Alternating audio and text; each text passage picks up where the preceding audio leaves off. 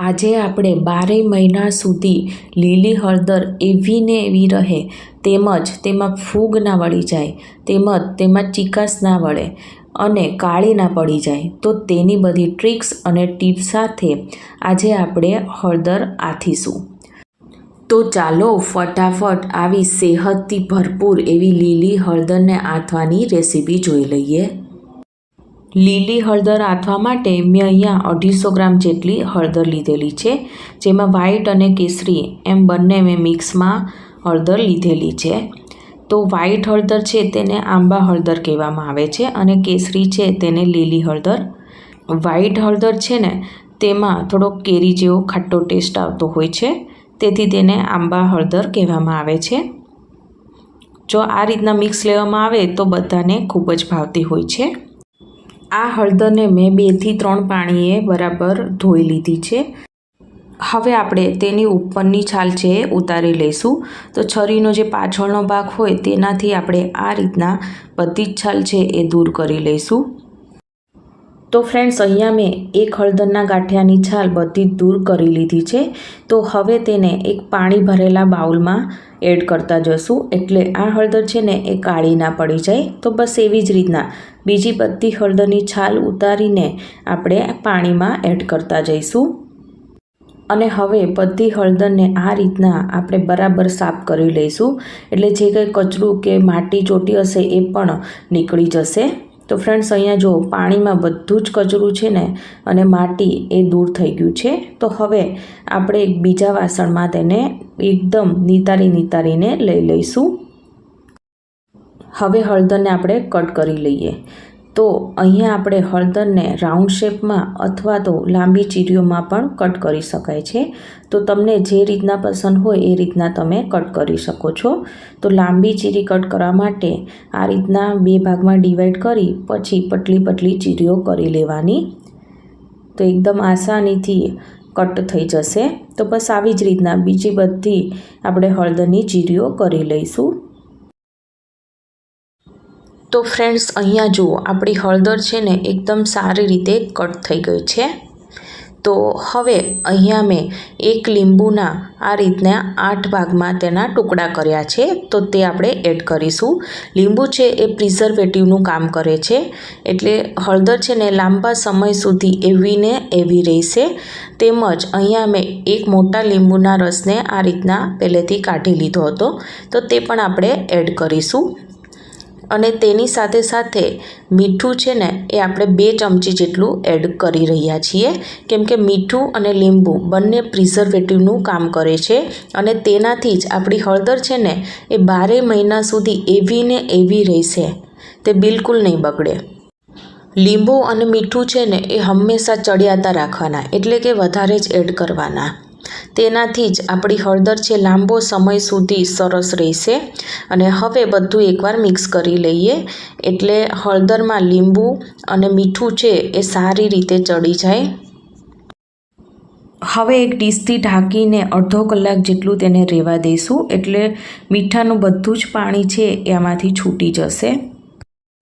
અડધી કલાક થઈ ગઈ છે, તો અહીંયા ફ્રેન્ડ્સ આપણે ડીશ ખોલીને જોઈશું। તો ફ્રેન્ડ્સ, અહીંયા જુઓ લીંબુ અને મીઠુંનું પાણી છે એ કેટલું છૂટું આમાંથી પડી ગયું છે। તો આટલું પાણી છૂટું પડેલું હોવું એ ખૂબ જ જરૂરી છે। તો હવે આને આપણે સ્ટોર કેવી રીતે કરવું તો એ આપણે જોઈ લઈએ। હવે હળદરને આપણે કાચની બરણીમાં ભરી લઈશું। તો સ્ટોર કરવા માટે હંમેશા કાચની બરણીનો જ ઉપયોગ કરવાનો, જેથી કરીને હળદર છે ને એ એકદમ સારી રહેશે। તો આ રીતના પાણી નીતારીને હળદરને ભરી લેવાની।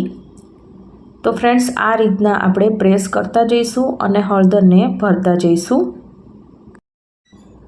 હવે જે પાણી વધ્યું હતું ને એ બધું જ પાણી છે એ આપણે આમાં એડ કરી દઈશું।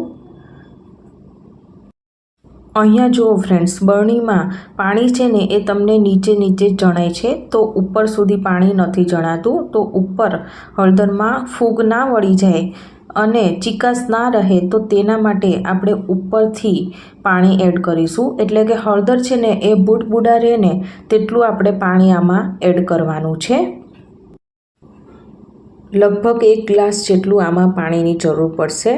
અથવા તો હળદર બુડબુડા રહેવી જોઈએ. બસ એટલું આપણે પાણી એડ કરવાનું છે.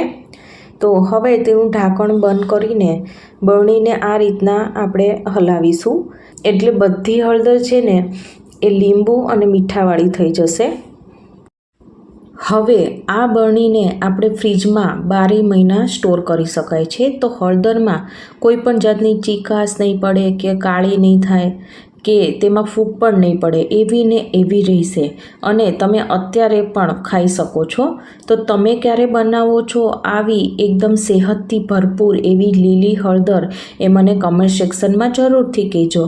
તેનો સ્વાદ અને સુગંધ લાંબો સમય સુધી જળવાઈ રહે અને તે બગડે નહીં. તેની બધી ટ્રિક્સ અને ટિપ્સ સાથે આપણે આજે મરચાંનું અથાણું બનાવીશું. અને આ રીતે જો તમે બનાવશો તો 2.5 થી 3 મહિના સુધી આ અથાણાને કંઈ પણ નહીં થાય, તે બગડશે નહીં. તો ચાલો બનાવવાની શરૂઆત કરીએ. તો અહીંયા મેં મરચાંને ધોઈને કોરા કરી લીધા છે. અહીં મેં કાઠિયાવાડી લાલ મરચાં આવે છે એ લીધેલા છે અને તેના ઉપરના ભાગને પણ દૂર કરી લીધેલો છે. તો હવે આપણે આગળની પ્રોસેસ કરીશું. તો મરચાંને 2 ભાગમાં આ રીતે કટ કરીને તેમાં આપણે ઉપરની જે રગુનો ભાગ હોય તે આપણે દૂર કરીશું. પરંતુ બધા જ આપણે બિયા દૂર કરવાના નથી, પરંતુ થોડા થોડા આપણે કટ કરીને તેને દૂર કરવાના છે. થોડા મરચાંના બિયા પણ જો ખાવામાં આવે તો તે પણ સરસ લાગે છે, તો થોડા તમારે રહેવા દેવાના. તો બસ આ રીતે બંને ભાગમાં થોડા આપણે રગુનો ભાગ દૂર કરીશું અને ફરીવાર 2 ભાગમાં ડિવાઈડ કરીશું. તો એમ એક મરચાંમાંથી આપણે 8 ભાગમાં ટુકડા થશે. તમે તમારી જેટલી સાઈઝ રાખવાનું પસંદ કરતા હોય મરચાંની, તો એ સાઈઝમાં તમે કટ કરી શકો છો. તો બસ આવી જ રીતે બીજા બધા મેં મરચાં કટ કરી લીધા છે. મરચાંમાં જે કોઈ વધારાના બિયા રહી ગયા હોય તો આ રીતે ઝારામાં નાખીને બધા જ બિયા છે એ દૂર કરીશું.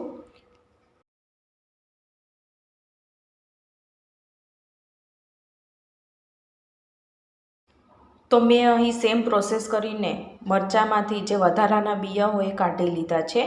તો આપણે એક વાસણમાં આ મરચાંને લઈ લઈએ અને તેમાં આપણે મરચાં કરતાં થોડું વધારે એટલે કે ચડિયાતું મીઠું એડ કરીશું.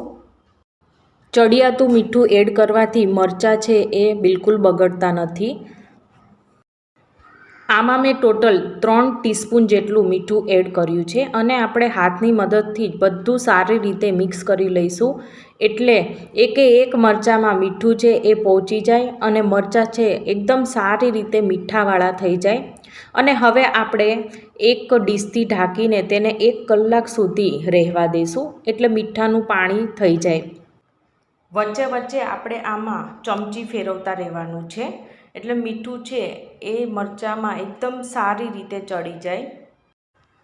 કલાક બાદ આપણે ડીશ ઓપન કરીશું. તો તમે જોઈ રહ્યા છો કે મરચાં છે એકદમ સારી રીતે અથાઈ ગયા છે અને જે મીઠાનું પાણી છે એ પણ તમે જોઈ રહ્યા છો. તો એ બધું જ પાણી છે એ આપણે આમાંથી અલગ કરી લઈશું. તો ટોટલ 1 કલાકમાં મેં 3 વાર વચ્ચે ચમચી ફેરવી છે, એટલે કે અંદાજે 20-20 મિનિટના અંતરે ચમચી ફેરવી છે. તો હવે આપણે એક ઝારામાં બધા જ મરચાં છે લઈ લઈશું, એટલે વધારાનું બધું જ પાણી છે એ તપેલીમાં નીતરી જાય. અને ચમચીથી બધા જ મરચાંને બધી સાઈડ ફેલાવી દઈએ, એટલે જે પણ કંઈ પાણી હોય બધું જ 10 મિનિટમાં નીતરી જશે. હવે આ મરચાંને આપણે 1 કલાક સુધી કોરા કપડામાં કોરા કરવા માટે મૂકી દઈશું. અને આ પ્રોસેસ કરવાથી મરચાંનું અથાણું છે એ કાળું પણ નહીં પડે અને લાંબા સમય સુધી સારું રહેશે.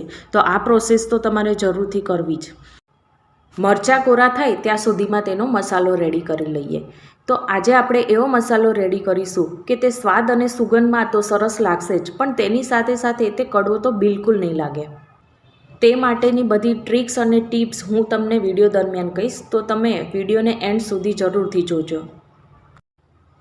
અહીં આપણે મેથીયા મરચાં બનાવીએ છીએ, તો મેથીના બોળાનો તો વધુ જ ઉપયોગ થશે. તો અડધી વાટકી જેટલો મેં અહીં મેથીનો બોળો લીધેલો છે અને તેની સાથે 3 મોટી ચમચી જેટલા રાઈનો બોળો લીધેલો છે. મેથીયા મરચાંમાં રાઈનો બોળો એડ કરવાથી તેનો ટેસ્ટ ખૂબ જ વધી જાય છે. તો હવે આપણે 2 મોટી ચમચી જેટલી વરિયાળી એડ કરીશું. હવે આમાં આપણે એક મોટી ચમચી જેટલી હિંગ એડ કરીશું અને તેની સાથે સાથે 2 ટીસ્પૂન જેટલું મીઠું એડ કરીશું. તો અહીં તમારે આ મસાલા પૂરતું જ મીઠું એડ કરવાનું છે, કેમ કે ઓલરેડી આપણે મરચાંમાં એડ કર્યું છે. અને તેની સાથે સાથે 2 ટીસ્પૂન જેટલી હળદર પાવડર એડ કરીશું. હવે આમાં આપણે તેલ એડ કરીશું, પરંતુ તેલમાં છે એકદમ સારી રીતે ધુમાડા નીકળે તેટલું તેને ગરમ કરવાનું છે, પછી એડ કરવાનું છે. તો આ રીતના ધુમાડા નીકળે તેટલું ગરમ કરેલું તેલ હોવું જરૂરી છે. અને જે વાટકીમાં મેં બોળો લીધો હતો એ 1 વાટકી મેં અહીં તેલ લીધેલું છે. તો આ રીતે ફટાફટ મિક્સ કરીને ફટાફટ કોઈ પણ વાસણ ઢાંકી દેવાનું, એટલે તેમાં સરસ સુગંધ બેસી જાય. 1 કલાક બાદ તમે જુઓ મરચાંમાં બિલકુલ પાણી નથી રહ્યું, તે એકદમ સારી રીતે કોરા થઈ ગયા છે. તો હવે આપણે મસાલામાં તેને મિક્સ કરી દઈએ.